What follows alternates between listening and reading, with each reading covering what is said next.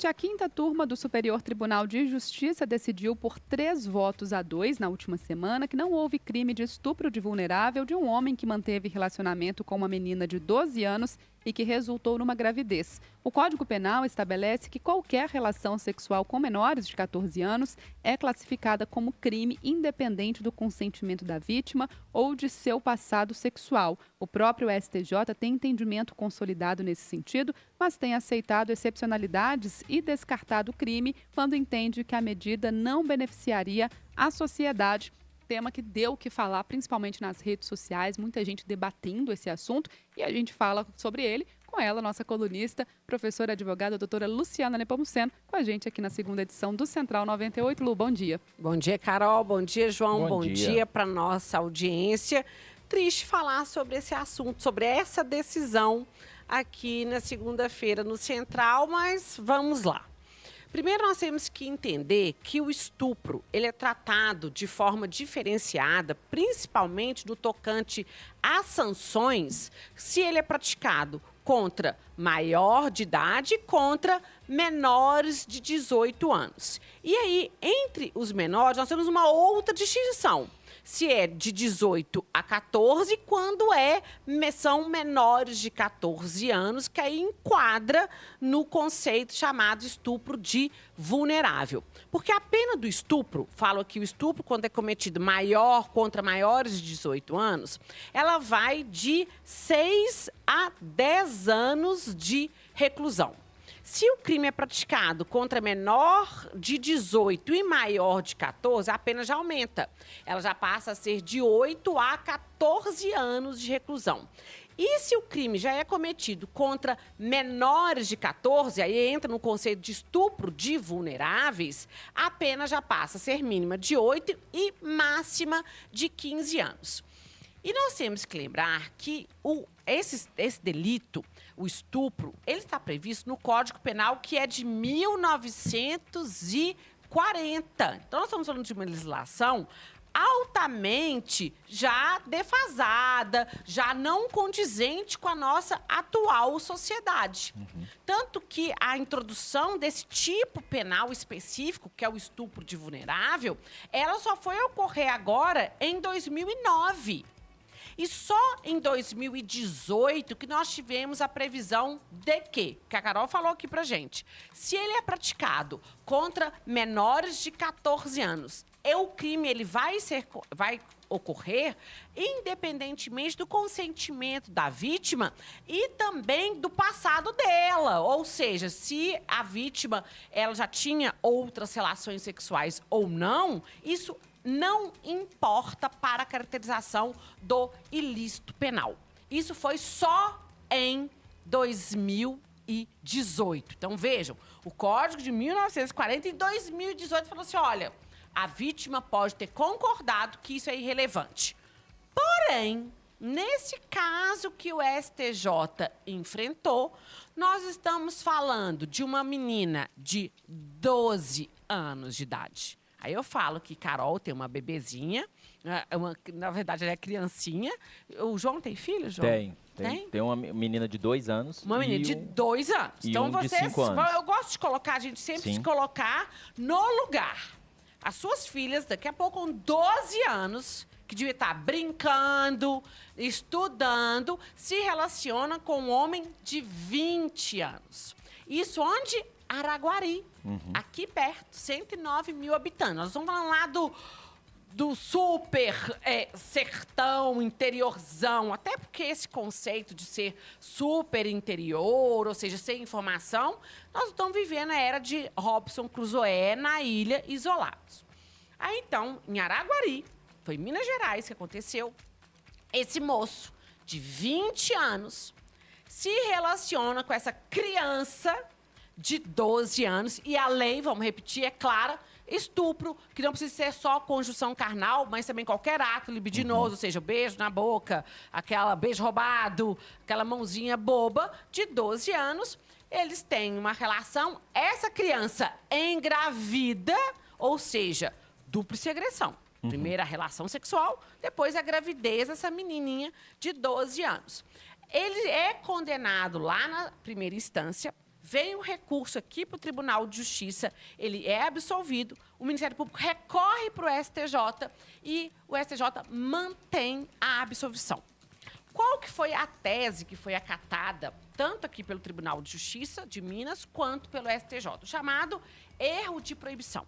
Que esse moço, de 20 anos, não sabia que ele estava praticando um ilícito ou acreditou que ele estava atuando em conformidade com a lei. Luciana, isso até... é muito curioso.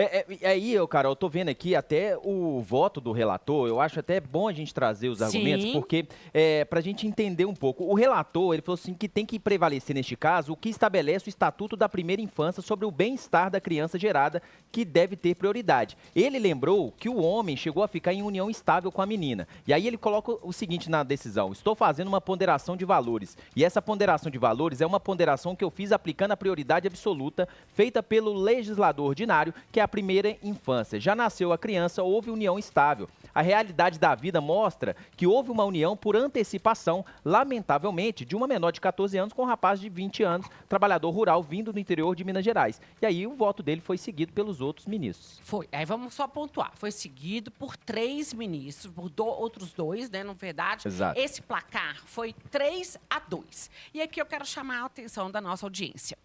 Quem puxou a divergência, que foram os votos vencidos, foi uma mulher.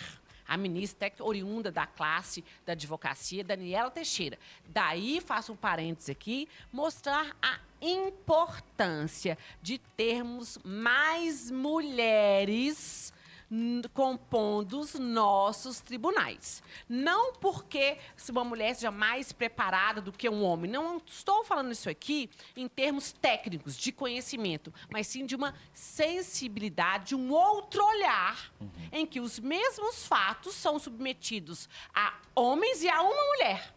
E a mulher que puxa, aí aquele julgador que puxou a divergência não foi um homem, foi uma mulher que interpretou esses fatos de uma outra forma.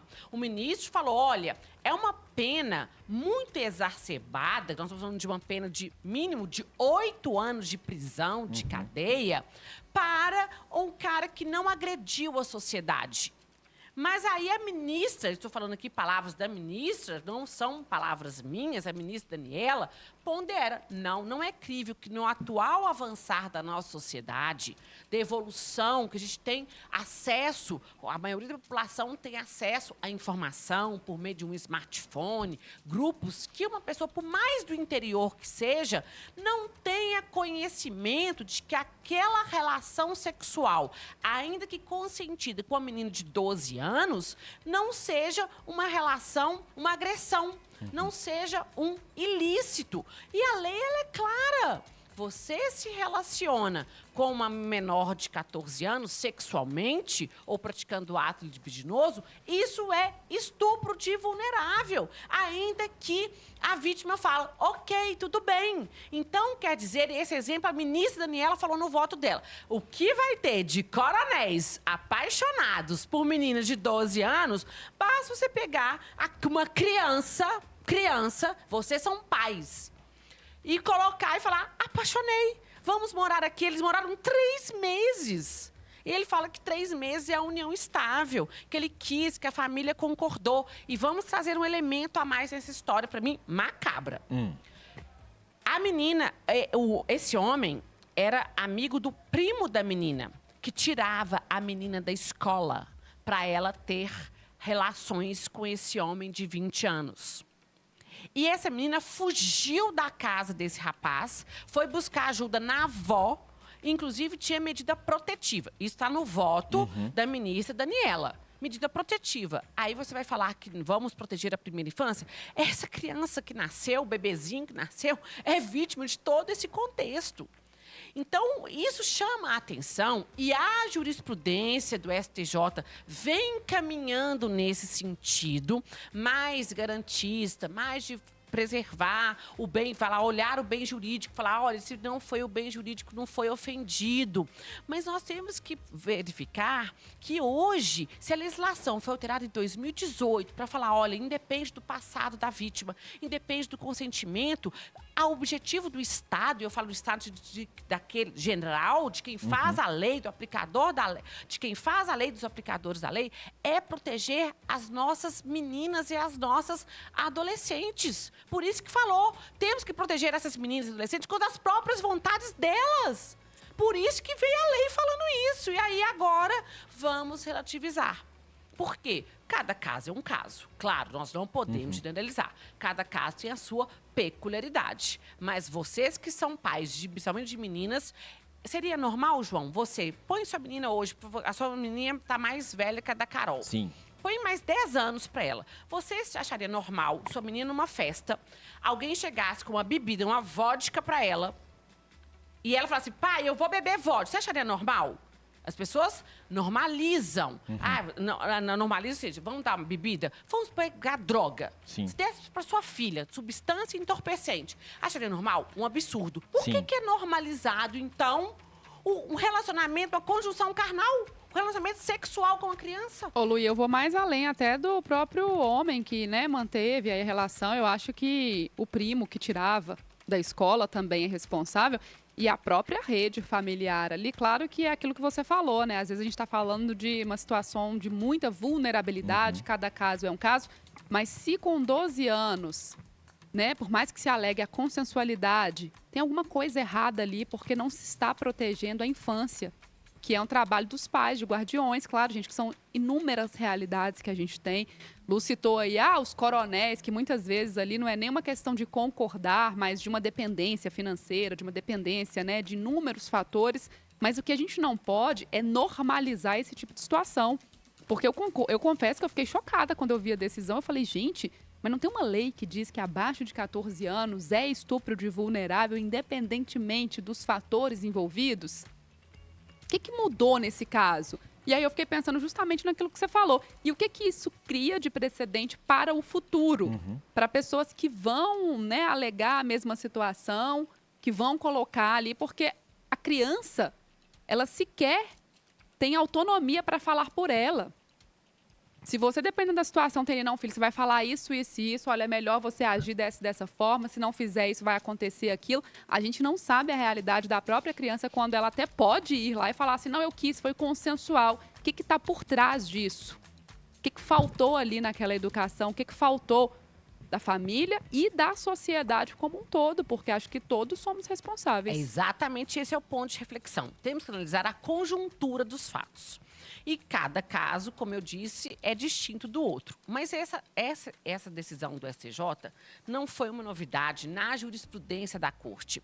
Eu procurei as jurisprudências e vi que teve um outro caso que o STJ também absolveu o homem de 19 com a criança de 12 e falando que, olha, vou absolver porque existiu um consentimento dos pais. Aí é o dado importante que a Carol falou e que a diferença de idade não é muito grande. Gente, vamos lá. Realmente, em termos numéricos, você pode falar que a diferença de uma menina de 12 para um homem de 19, aí nós vamos falando de 7 anos, para uma de 12, de 20, em termos numéricos, pode não ser muito grande. Porém, em termos de desenvolvimento cognitivo, emocional, é sim, porque a menina de 12, ela ainda é uma criança, ela ainda tinha que estar brincando e não naturalizado esse comportamento, principalmente no seio familiar, de achar que é normal você ter aquela criança ali com uma pessoa já formada nas suas convicções, na sua cultura, no meio social, o que não acontece, por mais evoluída que seja, com uma criança de aos 12 anos de idade. Porque se fosse assim, em 2018, ou seja, muito mais avançada a nossa sociedade em termos socioculturais, do que em 1940. Entendo. Mas por que em 2018 o legislador falou abaixo de 14 anos é estupro de vulnerável? Porque vamos proteger a nossa infância. E aqui quis dar atenção à primeira infância, que seria o bebezinho que nasceu. Mas isso é você abrir precedentes perigosíssimos em situações que famílias em estado de muita vulnerabilidade, e abro parênteses para dar um exemplo, Ilha de Marajó, o arquipélago de Marajó, que aquela sociedade já naturalizou esse comportamento de crianças que permitem, crianças que submetem a isso, que famílias que colocam as filhas para serem assediadas pelos caminhoneiros, pelos barqueiros, porque elas não têm o que comer. Então, é uma realidade que nós não podemos fazer aqui, porque é o interior de Minas Gerais, Araguari. Apesar que a pessoa não tem acesso a uma informação para falar, olha, eu não posso me relacionar com uma criança de 12 anos, ou não devo. Então, são pontos de reflexão que nós temos que ter a partir de quem está aplicando a lei. Luciana, e nesse caso, ainda cabe recurso, por exemplo, no STF? E aí, eu vou ponderar aqui uma questão que você falou. No STF a gente tem uma ministra. Sim. Aí nós voltamos para esse olhar da diversidade. Não é só... Quando a gente fala aqui muito no programa, aí vem e o pessoal não gosta, é mimimi, isso é feminismo. Não. A gente tem que ter, nós temos que ter nossas cortes, ou seja, o judiciário, eles sendo correspondente à diversidade na sociedade.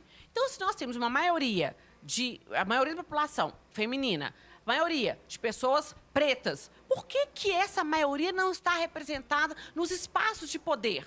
Por ter esse olhar diferenciado de uma mulher que falou assim, não, isso aqui é estupro de vulnerável.